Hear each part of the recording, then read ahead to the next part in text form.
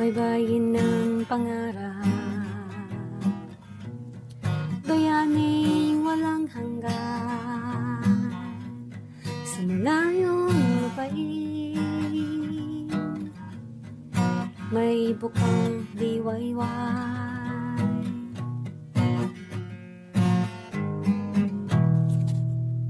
Welcome to the Overseas Podcast Worker.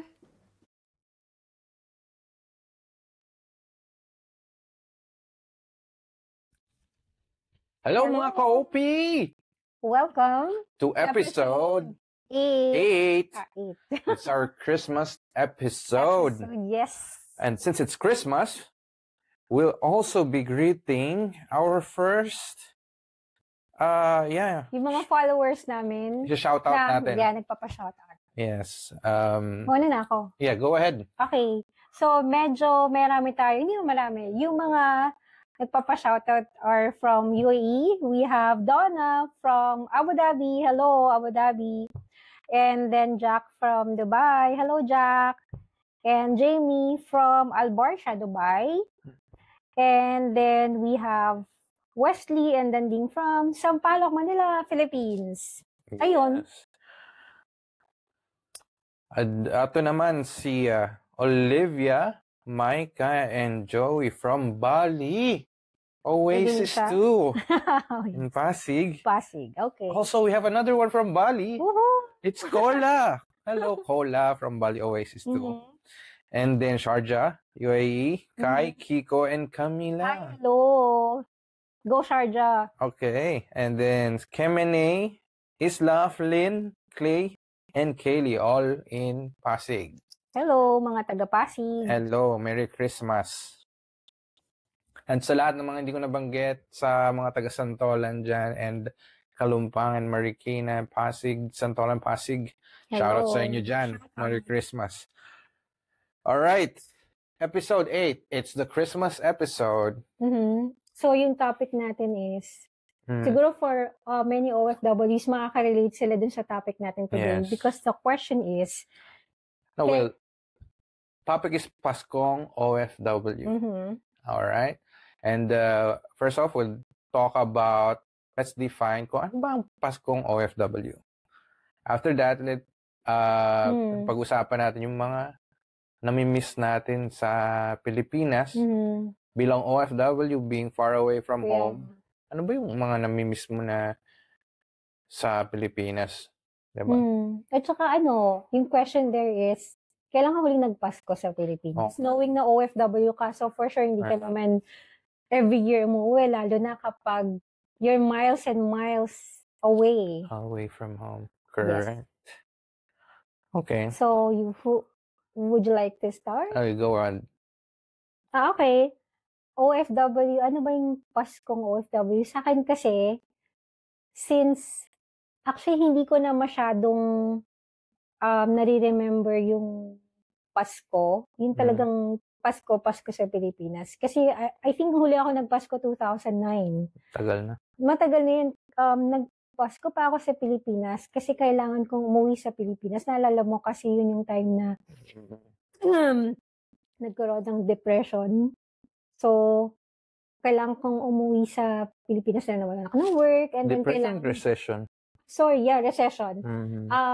And then, umuwi ako ng Pilipinas, pagkatapos, kailangan kong maghintay sa visa. So, yun yung parang by accident, nakapagpasko ako sa Pilipinas. Pero parang yun yung Pasko na hindi siya masyadong grand, or hindi naman talaga naging grand yung Pasko that time. Kasi, yun nga, wala ako ng work, so parang wala masyadong activities.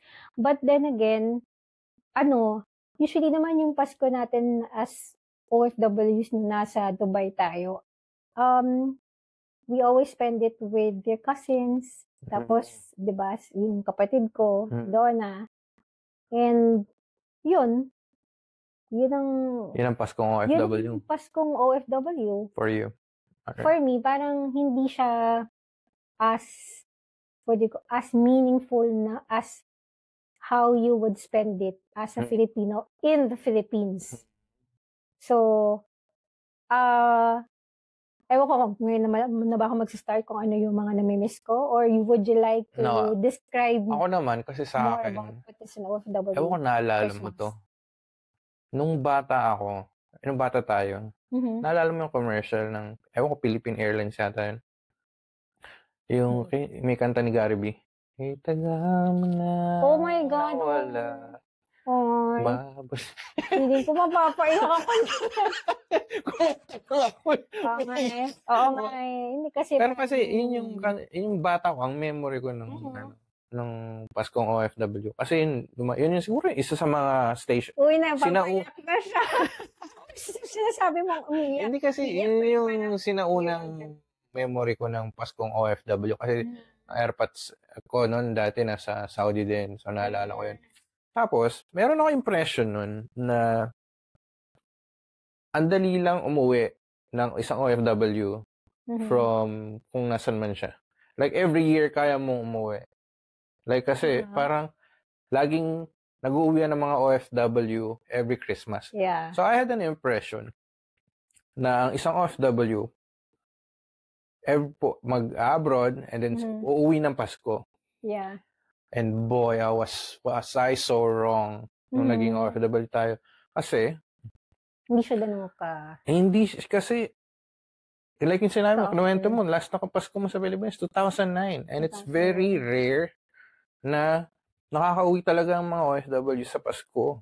Siguro yung misconception na parang, kasi nakikita natin sa balita, ganyan, nag-uwian, ang mga, pero, yung mga OFW na yun, that doesn't mean na they do it every year. What people need to understand is that yung mga OFW na yun, before sila makauwi, is ilang buwan, ilang taon ang ginugol nila, ang ilang sweldo ang tinipid nila para lang makauwi. Tapos, they have to really plan it ahead bago sila umuwi. Kasi syempre, yan yung magbabalik bayan box ka. Hindi mo naman lahat idadala sa luggage mo. So, you would rather send it via balikbayan box yung mga gusto mong ipasalubong. Kasi, pag mag-over baggage ka. Hindi, tsaka iba-ibang trabaho rin kasi natin. Minsan, hindi ka papaprobahan ng boss mo. Minsan, may yung trabaho mo talaga is yung peak niya is during Pasko. Na yun ang hindi ka talaga po pwedeng umuwi. Kaya yung misconception. Tapos, kaya siguro isang parang na rin, parang eye-openers para sa mga siguro, hindi sa mga OFW, pero sa mga mag-anak ng mga OFW, is you have to understand that during that small time na yung OFW ay uuwi, they really have saved up for it. They're really looking forward to spend their time in the Philippines. Kaya kapag pagdating nila, huwag niyo sila sabihang mataba. At saka, huwag niyong kumbaga, huwag niyong punahin ng lahat ng hindi maganda. Huwag niyong sabihin kung bakit hindi ka pa nakakapag... Huwag ka okra, in short. Kasi, imaginein mo, they were really looking forward for it, tapos, diba? Yun ang unang marinig. So, yun. Paskong OFW for me is definitely siya, kumbaga more powerful compared to someone who's been in the Philippines every year. Kasi being away for so long makes it so much more valuable. Tsaka parang kung kunwari ikaw yung pamilya nung alam mo yung uuwi sa Pilipinas, parang siguro naman ahead of time alam mo na uuwi yung family member, so you need to give your time, make some time for your family, hindi yung parang kasi pupunta ako sa sa friend ko, meron kaming gathering. So parang ikaw yung mag-adjust dun sa OFW family member mo na uwi para, 'di ba, para mag-spend ng time with him or her. So, anyway, meron pa akong idadagdag kasi pag ang OFW ay nagpapasko, naman, doon sa bansa kung nasan siya, they'll try to replicate as much as possible kung ano yung na-experience nilang Pasko sa Pilipinas. So we'll try to always find Filipino friends, parang potluck, ganyan. Tapos, I think yun naman yung usually na nangyayari. Even nung ang maganda kasi, parang, tingin ko lang siguro kung ikaw OFW, medyo mas mafe-feel mo yung Filipino na Christmas kapag nasa Dubai ka or UAE. Kasi parang ang dami ng Filipinos doon, ang dami rin mga Filipino shops. So, kung ano man yung mga tradition sa Philippines, feeling ko, na 'di ba na it's happening sa Dubai.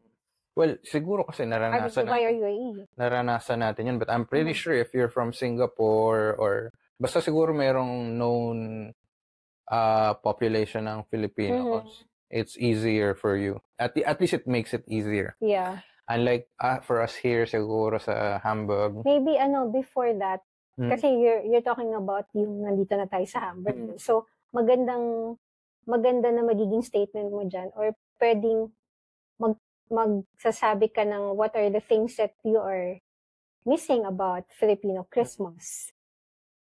No, I'm still describing kung what is Filipino Christmas. Alright, okay. Sorry.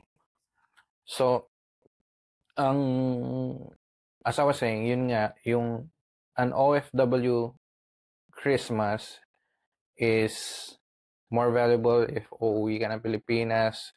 And then, if not, it's a Christmas that we try to spend together with our kababayans.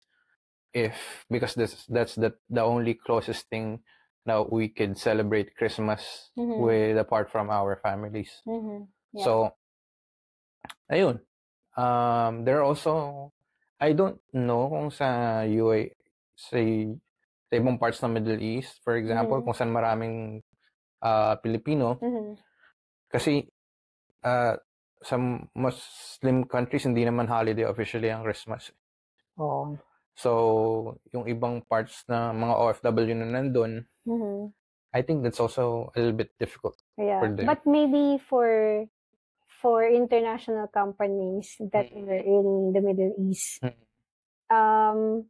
baka andun pa rin yung tradition na yun na baka nagbibigay sila. But on their own, like it's their choice to give that day holiday for the whole company or for those that are maybe Catholics or Christians, diba? Yeah. Yun lang. So I think that sums it up for what is an OFW Christmas. What is an Paskong OFW? At saka, sorry.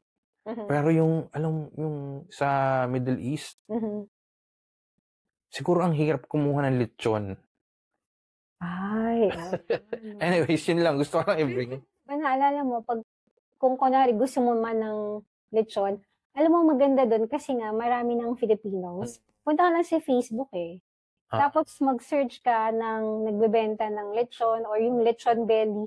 Meron kang makikita sa Facebook kasi nga ang daming Filipino. So, they know kung ano yung pwedeng ihanda sa Noche Buena. Therefore, meron silang mga Facebook pages na, alam mo yon, so that yung mga Filipinos could order from them. Kasi I don't know if siguro kung may nakikinig from Saudi, for example, I don't know kung accessible lang yung may replicate mo yung lechon talaga na malaki na. O ngayon mga parts ng lechon, yung ulo. Diba? Okay. Tapos, pero at least dun sa mga groceries sa Dubai na alam natin na meron talagang pork section. Yun nga lang, parang wala ka naman makikita ang ulo ng baboy din sa pork section. Parang yun yung mga makikita mo nga, imported pa yun. So, yeah, I do get what you mean. So, yun. So, let's start with you. What's the first, well, we're gonna talk about multiple or top things that we miss in spending Christmas in the Philippines. Anong una mong nami-miss sa Pilipinas? Ako yung Pasko. Una ko nami-miss. Actually, lang yung feeling mismo ng magka-Christmas na. Di ba kasi sa Pilipinas lang naman sa Pilipinas na nangyayari na September pa lang. Yung bird, di ba? Bare months. Yun yung Christmas na yun yung excitement leading up to the Christmas. Na parang mafe-feel mo na medyo lumalamig na, although hindi naman pa masyadong malamig. Pero parang there's something about the bare months na parang feeling mo nag-iba na rin yung ihip ng hangin, na parang nafe-feel mo na amoy mo na yung amoy ng, alam mo na, yung mga puto bumbong and all that stuff. So, yung bare months, kasi sa Pilipinas lang may bare months eh. Tapos magbibigay na ng countdown kahit na 3 months in advance, 90 days before Christmas. Oo, ano sa days, TV. diba? Na ano mo na rin si Jose Marichan. Parang, ayan, si Jose Marichan. Diba? May kwento ako dyan nga pala. Nung high school ako, hindi ko makakalimutan. Kasi yung pangalan ng store na yun is JCPenney sa tabi ng high school ko. Okay. Tapos for some reason, binabrag nila yung binabrag. Pero they're known for spending Christmas really early. So September 1, meron na silang sakto talaga. Meron na silang full-blown decoration. Tapos ganun. Tapos nangaroling kami September 1. Oh, God.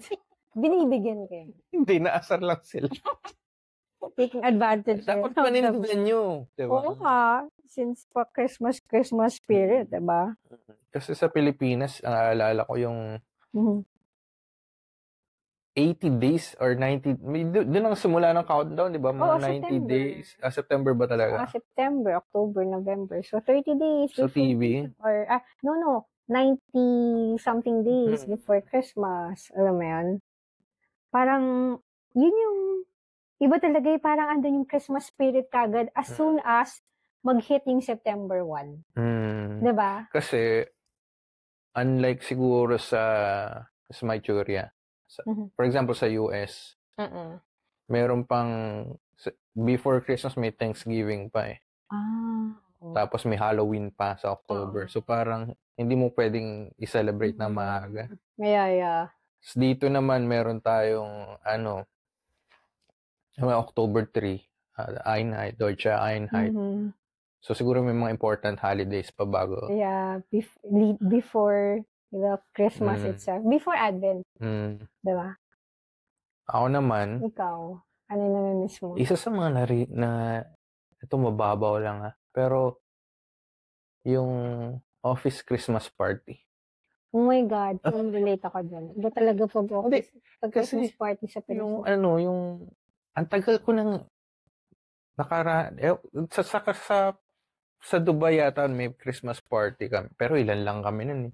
Yung Christmas party talaga na bonggang may pa-event yung may pupuntang artista, tas may my God, may artista pa talaga? Oh. May mga ini-invite na artista, tapos may yung lalaki ng mga prizes sa raffle. Shucks. Yan yung nakakamiss sa Pilipinas, yung Christmas raffles. Oo. Tapos, nagsayaw ka ba nun sa office mo? Hindi. Naalala ko na sa last company ko dun sa Pilipinas. First year ko, pinagsayaw kami against my will kasi ayaw kong magsayaw. Pero first year ko, as an employee, sige na nga, magsasayaw ako. Ano pa yun? Yung parang hagibis yung Hagibis. Tapos nung second year, medyo tumaas na yung apog ko. Nung pinagsasayaw kami ng boss ko, ayoko na magsayaw. Aba? Ayoko na, parang nakakaya kasi yung Oo. I mean that. Pero yung iba nag-enjoy dyan, saka sobrang fully nagpo-prepare sila for that. Volunteer. Not against your... Kasi nung in my opinion, naging unprofessional na siya sa akin. Kasi porket hindi ka nagsayo ng Christmas, parang hindi ka mapopromote, ganyan. Parang hindi naman, yun. Talaga. Wala naman sa job role ko na... Pero parang baka naman it's because of team spirit. I mean, I'm willing to contribute in some other ways. Kung gusto nyo, magdala ako ng props. Gusto nyo, sabagay, may point ka dun. Parang kailangan walang pilitan. Kasi kung kunwari, pwede naman magkaroon ng teamwork by, maybe magpipitch ka ng ito magandang kanta or ito ganyan. Pwede ikaw lang pala yung choreographer, hindi mo ikaw na sa'yo. Or pwede akong yung, anong tawag doon? Basta ikaw in charge sa equipment, ganyan, magdadala. There's so many ways na pwede akong mag-contribute, pero ayoko ng, parang, at that time, parang public humiliation kasi yung dating sa akin. Lalo na kung di naman ako magaling sumayaw. So, ayun lang. Sana wag sapilitan. Masaya siya. Pero, wag nyo namang i-judge yung employees nyo kung di sila nagsayaw. Diba? Yun lang. Isa sa mga, pero apart from that, yung environment, yung feeling nung Christmas, company Christmas party, parating na, alam mo yun. So, magtatanong kayo kung anong sasawin nyo, ganyan. So, makikita ka sa field, may mga nagpa-practice. Tapos, out of office hours, bago ka pa umuwi, magpa-practice pa kayo ng sayaw nyo. Ayun lang. Isa sa mga namimiss ko. Ako, yung experience ko, hindi ako sumayaw. Pero parang, anong ba tawag doon? Like, yung mga Christmas party namin, kasi naalala ko sa, ano ba yung hotel sa may Makati? Makati Hotel? Nakalimutan ko na. Yung katabi ng Glorieta, nasa harap ng Glorieta. Anyway, yung hotel doon, naalala ko doon kami nag-Christmas party. So, syempre, yung iba syempre, bonggang-bongga yung suot. Ganun. Pero wala kaming ganyan na parang meron kaming kailangang, ano ba to? Sasayaw kami or kakanta, walang ganun. Pero, naalala ko noon, kasi doon sa team namin, marami mga sobrang pang-model tsaka pang-artista yung itsura. So, parang meron mga muse na magpa-fashion show sa stage. So, halos lahat nung nag-fashion show doon from our team. So, ang gusto mo bang sabihin na? Okay. Sama doon, hindi ako mag-feeling. Pero kasi yun nga, yung mga ka-team ko noon, naalala ko pag nagla-lunch out kami sa Makati, meron talagang lalapit sa kanila na mga agent, parang nag-offer ng, do you wanna do commercial or ganon. So, yung mga muse doon na nag-fashion show ng Christmas party namin from my team. Okay. Pero nanalo ka na ba sa raffle sa Christmas party? Actually, hindi pa nga. Nakakaano. Ako rin hindi ako nanalo. Diba? Never ako nanalo doon. Ewan ko. Siguro lang, yung mga giveaway sa pero hindi. Pero naalala ko, siguro parang ito parang namimiss ko dun sa Pilipinas since sinabi mo yung ganyan, yung sa team. Yung sa company namin, naalala ko, every December, meron kami na-receive na isang, di ba? Yung isang gift box na pwede mong ihanda for Noche Buena. Tapos, kasi parang every year, naalala ko, yung nag-umpisa lang kami, parang siguro gantong kalit lang ng gift box. Tapos palaki siya ng palaki na, alam mo yung malaking clear na box. Tapos makikita mo yung laman, parang nakaka-excite siya. Tapos, syempre, makakatipid ka rin kasi hindi ka na bibili ng, let's say, for pang spaghetti mo, or maybe yung mga ham, the cheese, and all that stuff. Parang, ayun. Actually, yun yung sasabi kong giveaway. Lalo na yung pinagtrabawan ko na last ng company ko sa Ortigas na sikat siya na may pyramid. Kasi lahat ng products mauuwi mo. Ayoko nga, no? Ito ang dami. Ang dami, nakakapamigay pa ako sa mga kamag-anak bukod sa ayun, company Christmas party. Isa sa mga na-miss ko. Ikaw, next mo. Ako nga yung sinabi ko yung giveaway. Pero siguro parang next is, kasi meron namang, sa akin itong next is Simbang Gabi. Kasi, although may Simbang Gabi rin naman dito sa Germany, dun sa Filipino church, pero siya, 7 p.m. Nung nasa UAE tayo, sa Dubai, parang gabi siya. Well, in essence, gabi naman siya. Pero sa Pilipinas kasi, iba yung gigising ka ng madaling araw ng, kasi 4 o'clock or 5 o'clock yung simbang gabi. Tapos, mas mafe-feel mo yung simoy ng Christmas kasi nga, madaling araw, malamig, tapos, gigising ka ng madaling araw, and then, kahit na madilim, it's very bright because of the Christmas lights, sas maamoy mo lahat ng puto bumbong, yung mga ganong bibingka. So parang yun yung nami-miss ko dun sa simbang gabi sa Pilipinas. Yun talagang legit na simbang gabi. Pag nagsisimbang gabi, naalala mo ba na kapag nagsisimbang gabi ka, talagang you're looking forward kung ano yung get up mo, ganyan? Ay, hindi. Actually, kasi ang essence ng simbang gabi is, kailangan mong ma-complete yung from 16th up to 25th. And then, ang kasabihan doon is, if you attend all those days, ano man yung wish mo, magkakatotoo siya. So, parang yun yung nilook forward to. Hindi yung get up eh. Parang nilook forward to, okay, naka 1 day na ako. Naka 2 days na ako. Naka 3 days na ako.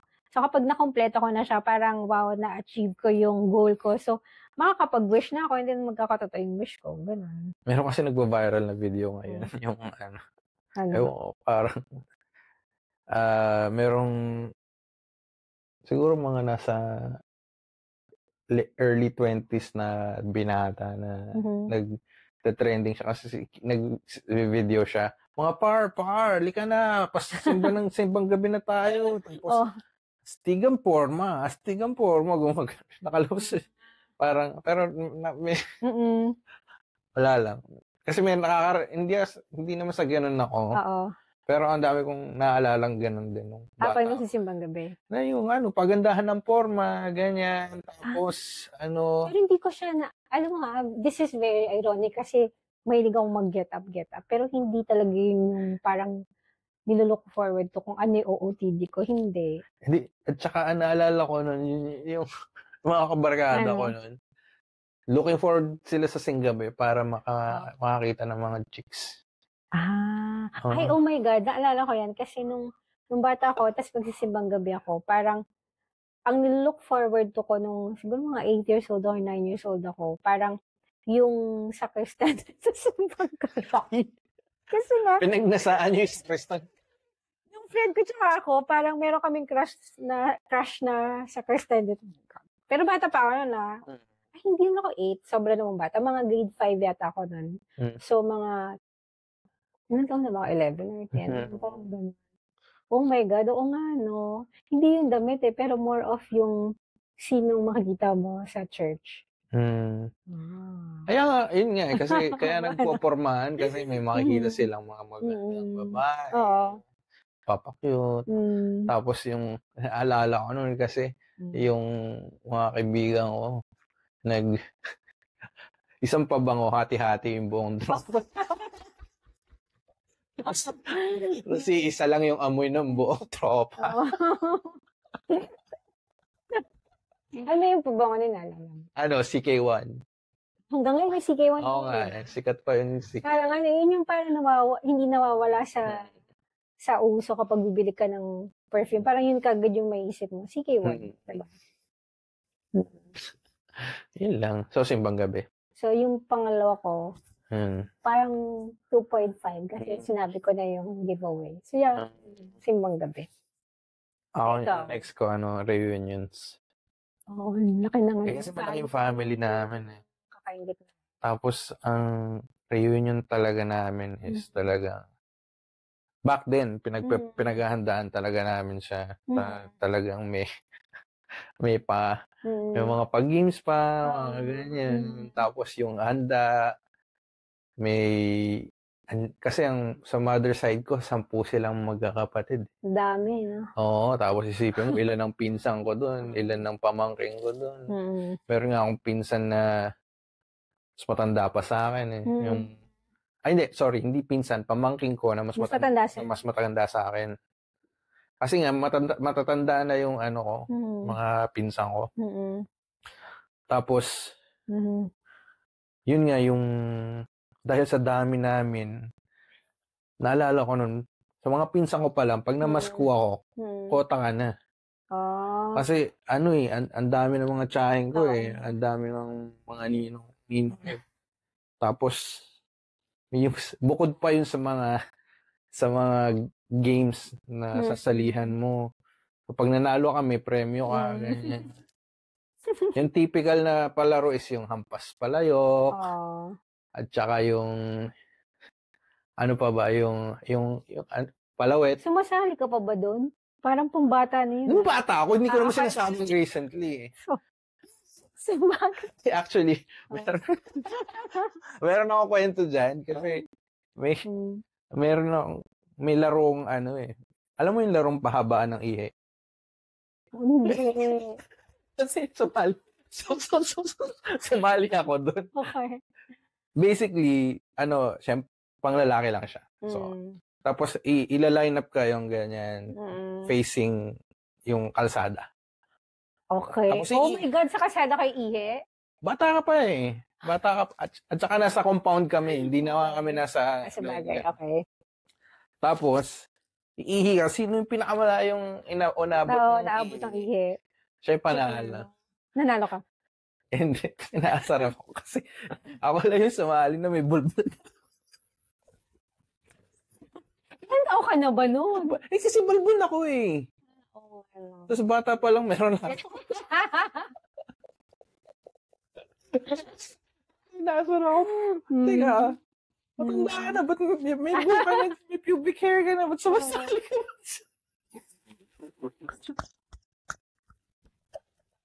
Anyways. Saan ka naman nun? Ka-age mo yung Oo, ka-age ko. Kaloka. At least I can remember elementary pa rin ako nun. Hindi naman ako high school. Oo, nung parang, oh my God, kung matanda ka, hindi naman hindi naman makapal na siguro dalawang strand lang na gano'n. TMI dalawang strand. Okay. Ayun lang. So, bring back pahabaan ng ihi. Ang aking. Okay, lang. Kulit lang nung, oh my God, yun yung mga nakakatuwa. Parang, feeling ko yan yung parang namimiss ko yung Filipino games, no? Kapag Christmas. Ibang level yung mga Filipino games. Pero nangyayari nga yan sa sa mga reunion. Sa mga reunion. Lalo na kung malaking pamilya. Oo.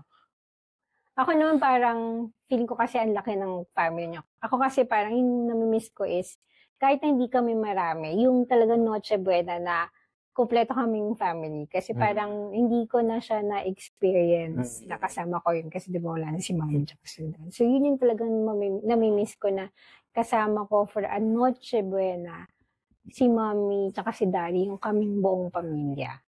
Na hindi naman kailangan reunion na kasama yung mga pinsan. Kasi nangyayari naman yun 26 Pero yung 25th evening na Noche Buena talaga with 24th evening. 24th evening pala. So parang yun yung namimiss ko. Kasi si Daddy, naalala ko nung bago yan magpapasko, kasi si Daddy, nag-work siya sa, di ba sabi ko siya sa SSS. So, since investigator siya, marami siyang mga friends na nagbibigay sa kanya ng, ang dami talaga. Every day, basta buong December yan, every day pag uuwi siya, parang meron siyang dala na namang ham, meron naman siyang dalang ganito, ganyan. Kaya parang yung Noche Buena namin sa totoo lang, halos hindi na kami bumibili. Kasi ang dami sa kanya nagbibigay ng kung ano-ano, na napupuno yung ref namin ng mga, yun actually yung ham, at saka ano ba yung queso de bola? Yun talaga parang hindi kami nawawalan nun. Dahil ang daming nagbibigay sa daddy ko. So, kaya pag Noche Buena namin, for sure, mayroon kaming ham tsaka at saka queso de bola. Kasi kami pag yung sa pag 24th nga, Bisperas, naalala ko nun, hindi reunion, pero meron kasing dun sa sinabi kong sa mother side ko, 10 silang magkakapatid ng mom. Pero merong mga close knit na tita ko na 24th evening, doon kami naman yun. So, smaller part ng mga pinsan ko. Oo. Kami nagsasama kami. Tapos marami akong memories dun sa 24th evening na Ang dami mo mga parties pala ng 24th evening. Don't even get me started. Ang dami. I know. Oh. Pero reunion namin, yung buong clan namin is normally after Christmas na yun. After Christmas. Pero yung sa mga very close cousins ko, 24 evening yan. So hindi lang hindi lang kaming family. Ano ba yun? Ako na ba? Ako, Sige ikaw. yung siguro ako yung talaga, puto bongbong, tsaka bibingka. So, food. Food. At least yung dalawang yun. Kasi wala ka namang, walang puto bongbong dito, Ay. Diba? Iba talaga yung legit na dun sa kalsada, tapos nakalagay dun sa... Ang alam ko kasi, if I'm not mistaken. Kaya mo gumawa. Hindi, miski i-replicate mo, nakita ko sa YouTube videos, mga ginagawa nila. Pero iba kasi yung galapong ba yan or ano, tapos sa bamboo mo papausok. Yun yung tawag doon. Hindi mo kayang gawin yun. Iba talaga. Tsaka yun talagang niyog na fresh na sinaserve dun sa puto bongbong pag binili mo, tapos bagong luto, tapos yung dito kasi panigurado butter, yung ditong butter na, pero iba yung talaga yung sa Pilipinas. Ewan ko kung yun yung puto bongbong na nasa yung margarine na nilalagay sa familiar ka, di ba? Star margarine. Iba talaga pag kinombine mo siya all together. Sobrang OG puto bongbong yun eh. Di ba? Ang nakikita kong meron dito, yung kastanyas. Meron ba nun sa Meron. Meron. Pero yun masarap. Hindi, pero yung dito kasi, yung nakita ko, sa grocery makikita mo. Ikaw pa magluluto, ganyan. Pero yung kasi sa Pilipinas, nasaan yun sa malaking... Yeah. Akala ko nga punong-puno. Alam mo ba na hindi punong-puno? Hindi, parang may something sa bottom. Tapos, ayun. So, yun ang nakikita ko may pareho dito. Pero tama ka, puto bongbong, tsaka yung puto, bibingka. Hindi. Yung nakakamiss nga yun. Puto na. Ako. Ikaw na yung next. Baka magka... Alam mo, ito. Yung monito-monita. Ay, shucks, oo nga. Kasi yun di ba? Yung parang every week ba yun or every day na para something long, something sweet, something tapos hindi mo alam kung sino nakabunod sa'yo. Tapos yung sa final, sa last na malapit na sa Pasko, i-reveal na kung sino yung nakabunod sa'yo. Tapos yun yung pinaka-main gift mo, di ba? Oo. Na-experience mo na yun na yung gift mo, hindi mo nagustuhan. Hindi ako, pero... Hindi, meron ako kabarkada. Parang something, anong binigay? Si Ramil. Shout out to Ramil. Ang binigay niya sa something square ba yun or something? Basta binigay niya ang nakatanggap si Nelsie, ang binigay niya. Kasi tape ni Imelda Papi. Ang bata pa namin. Ano ba yung team? Something square or something, parang... Okay. Baka nakita niya sa mami yung tawag binigay nila. Tsaka yung square yun Nelsie, ano tapos? Kapit ni Imelda Papi. Yung kumanta ng Lunes. Oo, okay. Kaya hindi naman natin... Oo. Ewan ko. Sorry sa mga fans namin. Siguro lang, kasi syempre bata pa kayo, wala pang budget, alam mo yun. Sila, ulo lang kasi yung kabarkada. Pero something square, pwede yung loaf of bread, di ba? Yung tasty, pwede yun Although mahaba siya kasi rectangle siya. Pero yung shape. Tsaka yung ako naman na nagbigay, something long. Alam mo yung kiwi torch? Hindi. Ang gago yung mga sayo. Kiwi torch, yung bamboo siya na ganyan. Okay. Sa dulo, may parang pwede mo lagyan ng apoy. Torch. Like, okay. Gets ko na. Yeah. Ayun. Aba, social ka. May pambili. Magkano na kawayan, tapos may magkano lang. Ginawa mo yan? Yan ang binigay ko sa something long. Sa nakatanggap. Smart. Ayun. That's really smart. Hindi ko na naalala kung ano mga binibigay ko pag mga ganyan. Pero parang, ang nilook forward ko, syempre yung parang yung huling araw na kung ano yung marireceive. Pero naalala ko parang, ewan ko siguro dahil ganun yung tradition, parang merong inggit factor amongst sa inyo. Nung nasa Dubai na ako nito, parang merong meron kaming gift giving, pero ang mangyayari, mag-aagawat kayo for, nakalimutan ko ano yung tawag sa game na yun eh. Maganda yun, di ba? Parang, kunyari, bumunot ka ng number, tapos yung number na nakuha mo, yung gift na nakuha mo, corresponding to the number, sobrang ganda kunwari. Pwede siyang i-steal nung next. Tapos, hindi po pwedeng more than 2 times mo siya i-steal. So, parang, actually, maganda yun kasi in a sense na, maganda yung makukuha mo at the same time, parang merong play. Play na mangyari. Medyo fun siya, tsaka makulit. Actually, nag-evolve na siya over time, no?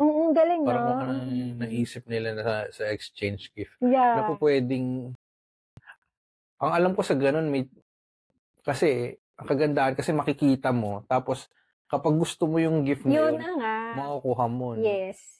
Galing nga eh. Ang galing nakaisip nun. Walang nag-aaway ba sa Alam mo, naalala ko yun kasi parang meron akong gustong-gusto na nakuha ko na number. So yun yung, alam mo yung pag sa mga, kunyari, mag-host ka ng dinner or something. So meron siyang 3, what's this container, na may, parang Pyrex yata yun na clear. Tapos, meron siyang lalagyan. Tapos, sa ilalim, pwede mong ilagay yung what do you call this, yung candle to keep it warm. Alam ko, mahal yun eh, kasi Pyrex yun. So, tuwan-tuwa ako dahil nabunot ko yung number na yun. Aba, may nang-agaw sa akin. Hindi na ako pwedeng mang-agaw ng more than 2. Hindi na ako pwedeng makareceive ng more than 2. So, parang pag kinuha ko na yun, that's the first count na. Tapos may nag-steal sa akin. Okay? And then, in-steal ko. So, 2 lang yung chance ko. So, meron pa siyang isa. So, out-win niya ako. So, ayun. Hindi ko siya nakuha. Kinuha sa akin nung, parang alam mo yun, parang binigyan ko kasi respect kasi medyo may edad na yun sa namin tingnan. Pero parang, oh my God, yun yung gustong-gusto kasi yung mahal nun, diba? Ano nangyari after nung, wala naman kayong beef? No. Pero nakakatawa kasi nga siya yung oldest sa aming sa team namin. Parang, I'm sure, meron sa kanyang merong gusto mag-steal dun sa gift na yun. Pero hindi na sila nag-attempt kasi nga, respect na lang. Last gift niya. Sobrang. Pero yung, sabi mo kasi matanda na eh. Dapat kasi yung siya yung pinakamatanda. Ano kaka? Kasi kaya, out of respect, sabi mo. Out of respect, kasi siya yung parang ate-ate na. Ayun, I think that's my fourth, yeah. Ako. Ikaw? Kasi, iba kasi yung lasingan namin eh. Grabe kayo eh. Parang wala nang bukas. Sa mga namimiss ko sa nung kaya ko pang uminom. Nung kabataan ko pa. Kasi may inuman sa mga pinsan ko, may inuman sa kapitbahay, may inuman sa trabaho. Talagang kahit parang ang pahinga mo na lang is ang overtime. Okay. Kasunod-sunod talaga ang inuman nun. Masaya din naman. Tapos ang nakakatawa nun kasi lalo na yung after, yung time between Pasko tsaka New Year, nabubuong holiday yun eh. Oo, at tagal nun. Di araw-araw ka lasing. Oo, kasi yung mga tira-tira ng bawat isa sa daming inumin. Tapos, minsan, kapag may mga times na talagang magtatago na ako kasi ako na uminom. Yun, nakaka-miss din. Meron ka na bang tinanggihan? Or parang hindi mo sinipot kasi nga, parang nagkasabay yung appointment mo sa isang friend mo and sa maybe naalala ko sa Bulacan. Nandun na ako pagpapasko. Na ako siguro college ganyan. Ang grabe naman kasi tanghali pa lang. Nag-uumpisa na sila inuman. Wala mo na akong magawa. Nasa Bulacan na ako. Yun lang ang bahay na tutuluyan ko. Parang ang ginawa ko para matanggihan ko. As in, umakit ako doon sa kwarto ng lolo ko yata. Tapos, tinulugan ko. Nakakaano lang kasi dayo ako eh. From Marikina, pumuwi ako ng Bulacan para sa Pasko. Tapos nung nakita kong aga nag-uumpisa, tapos nag-iinuman na sila. Oo. Natakot ako. Oo. Tapos nagtago ako sa parang, ang weird lang kasi may bisita. May O, bisita tapos, tayo dito. Tapos ayaw uminom. oo. Ilang Pero, taong ka na nun? ngayon, high school, college, ganyan. Buti parang okay lang na umiinom ka. Pag, ano Kung naman, high school ka yun, oo. Hmm. Mga pinsan ko sa Bulacan, mga ano rin yun. Kalainom din. Actually, yung mga pinsan ko sa Bulacan, yun yung mas hyper sa inuman kumpara sa... Talaga? Oo. Sa mother side? Parang grabe na kayo mag-inom. Hindi, sa father side talaga yung ano. Parang ano ba tawag yan? Parang next wala level na yun. Kasi nga, tanghali pa lang nagiinom. Tapos doon ako nakakakita ng mga nag-aaway na talaga. Basag na ng ano. Pero, nakakamiss din yung kasi sa inuman, doon mo na camaraderie ang nangyayari. Tapos yung mga nakakatawang may mga pagtitripan nyo, tuwing may nalasing. Yun. Naalala ko pag nag-iinuman tayo, parang, kaya di ako masyadong uminom. Kasi ba kailan ako, pag uminom ako parang, grabe, bulagta kagad ako sa isang bote. Pero dito naman, meron din namang inuman dito sa Christmas market dito, di ba? Hindi kasi matanda na tayo. Hindi na ganun ka yung natin. Sa alcohol, no? Oo. Kung gumagapang pa uwi, hindi na natin kaya gawin yun eh. Hindi ko na kaya yan. Naalala ko nung sobrang nalasing ako dahil sa tequila, nung nasa Dubai tayo. Sarap ng kanta mo eh. Grabe. Di ba doon, first time kong umattend doon sa Christmas party na yon na hindi ko kilala lahat. Like, isa lang yata yung kilala ko noon eh, di ba? Tapos iba acquaintance. Tapos, yung may-ari ng bahay, first time kong na-meet, tapos sobrang close na kami, nagkakantahan kami. Hindi ko alam, ganun pala siya kalakas uminom. Hindi man lang siya nalasing.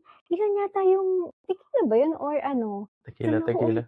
Parang, sila parang, pa rin, tuloy-tuloy pa rin. Ako parang hindi ko na kaya. Pasok ako ng toilet. Sabi ko, bakit parang hindi ko na naramdaman yung sarili ko. Feeling ko nung time na yon bumagsak na ako eh. Kasi yung kwento mo was, kumakatok na kayo, di ba? Tapos, minuhat nyo na ako from... Sobrang dead weight ka na.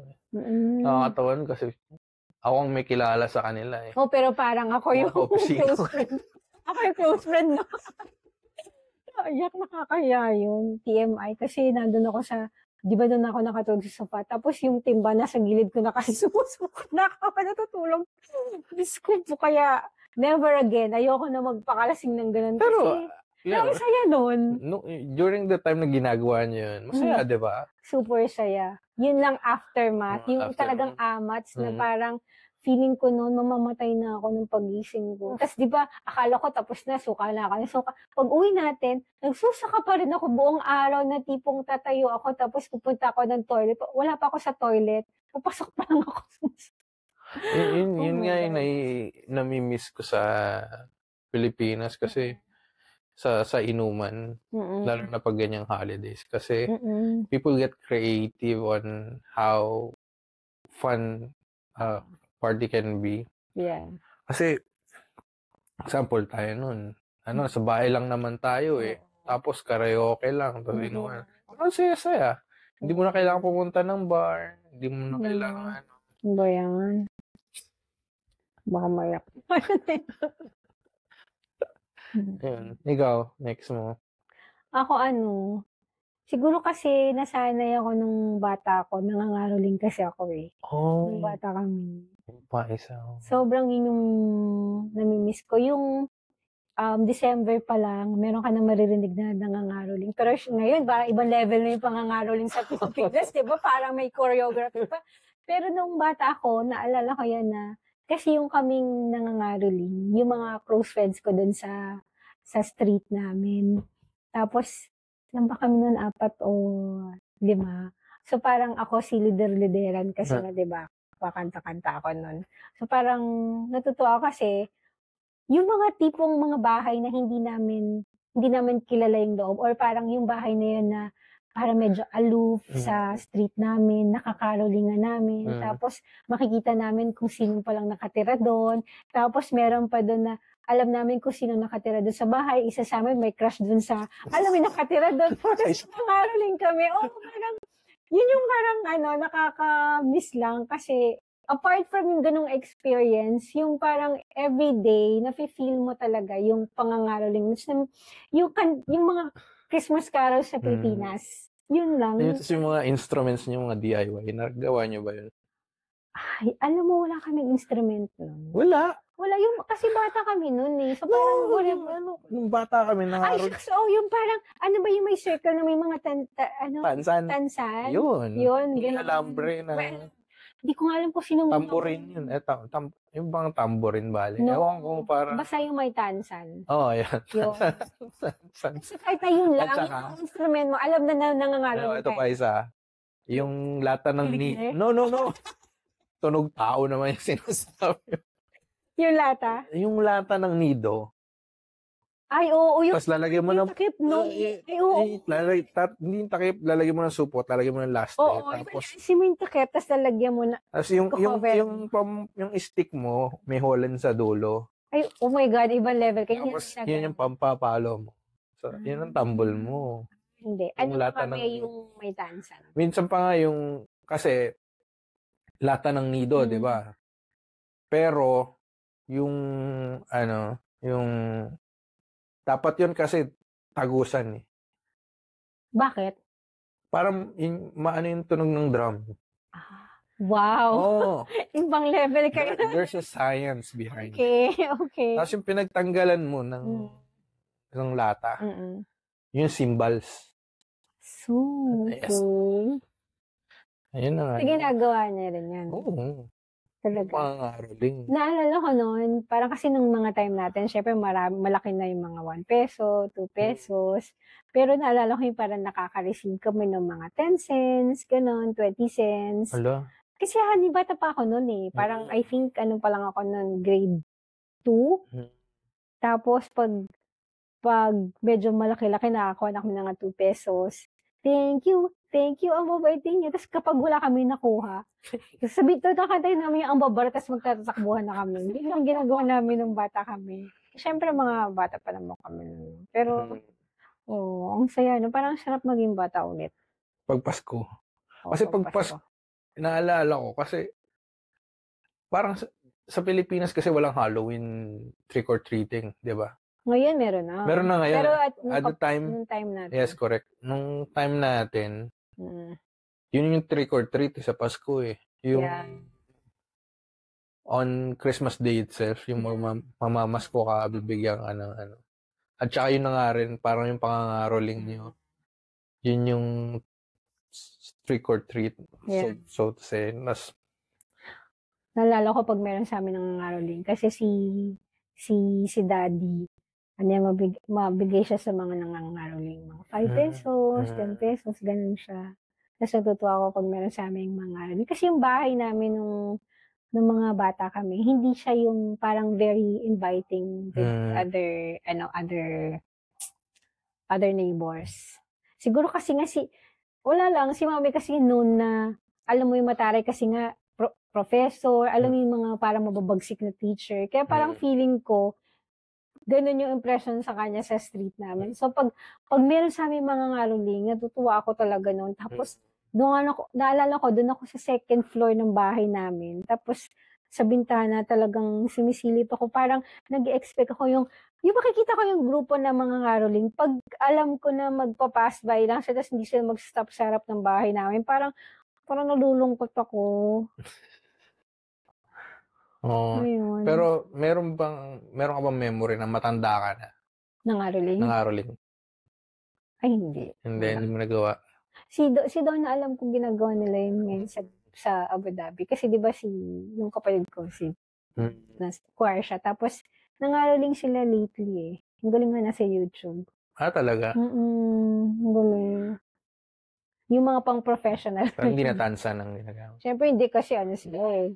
Diba, choir sila sa church. So, ang galing nung kanta na, kumukuti-kuti, tapos talagang Yung iba't ibang tones. Ang galing.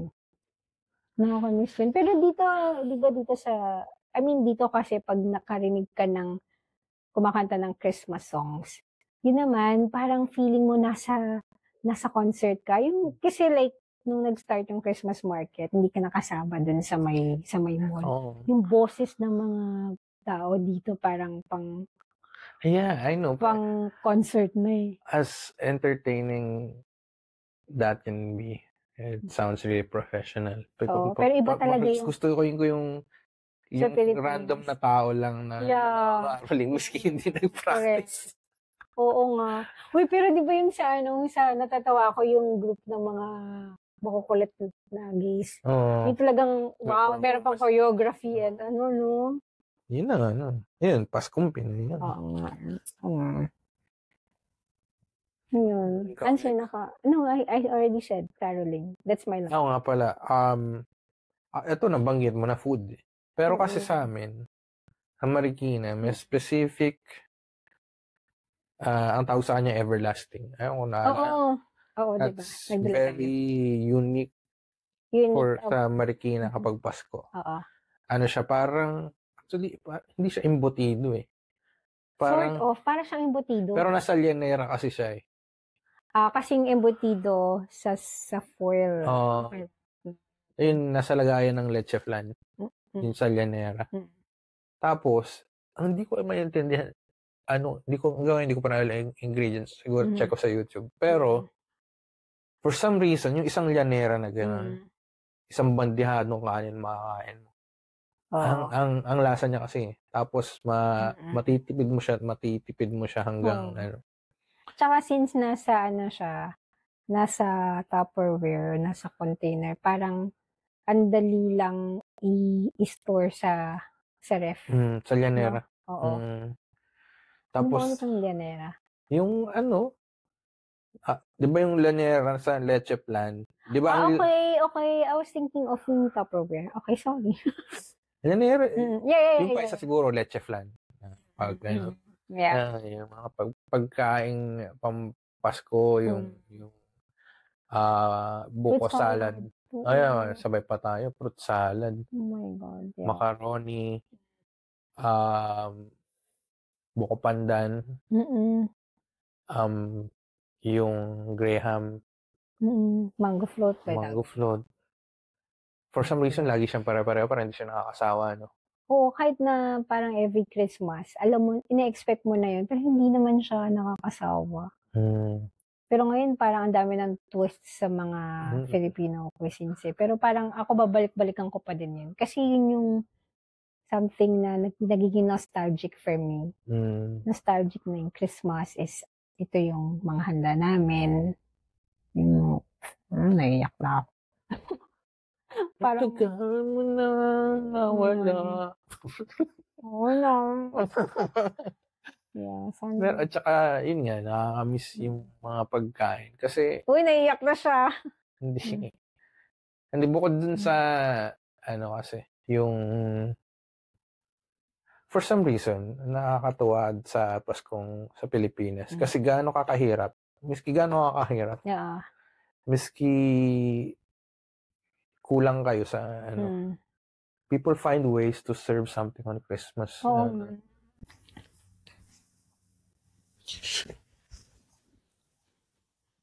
People find ways to celebrate regardless kung malaki man yung handa mo, magkano kagarbo, kung mamahalin yung handa nyo, may lechong kayo, or may queso de bola, or simpleng handa, pansit canton, or tinola, di ba? Ang important is magkakasama kayong pamilya. Yeah. Yan. So, and I think that's why yung very important sa atin yung Pasko sa mga Pilipino. Kasi the way we see it, as it's the only time of the year that represents family talaga. Tsaka you find time to be together. Kasi ngayon yung apart siguro sa birthday mo, parang everyone will celebrate that no matter what. So talagang you will find time for everyone to be there, to be present, and to be, to attend. Kaya, so sa mga OFWs or mga may pamilya na OFWs. Yung mga malayo yun nga, dahil sa the way that we celebrate Christmas and how we see it as a time to be together with your loved ones, sa mga OFW na malayo sa pamilya nila, namamagnify yung loneliness at saka yung homesickness. Yeah. Kasi wala silang magawa, hindi sila makauwi. They have to work very far away from their family. So if you're alone, maybe sa Middle East or kung saan mang parte ng mundo at nag-isa ka sa Pasko, so the best thing to do is look for someone. Or, baliktad, kung may nakita kang, may kakilala kang OFW na alone, and you find them na walang time to celebrate. Or walang ka-celebrate. Give them, at the very least, give them a hug. Invite them over. Have coffee or celebrate in the simplest way. Yes. Kasi mahirap ang maging OFW at malayo sa pamilya niya. So, yun. Yan ang Paskong OFW, unfortunately. But I don't want to leave, to end this episode on a very sad note. Yeah. Christmas, wherever you are, alone or together with your family, is still a very celebratory holiday. And so we wish everyone a Merry Christmas. Bye. Stitch pa ako.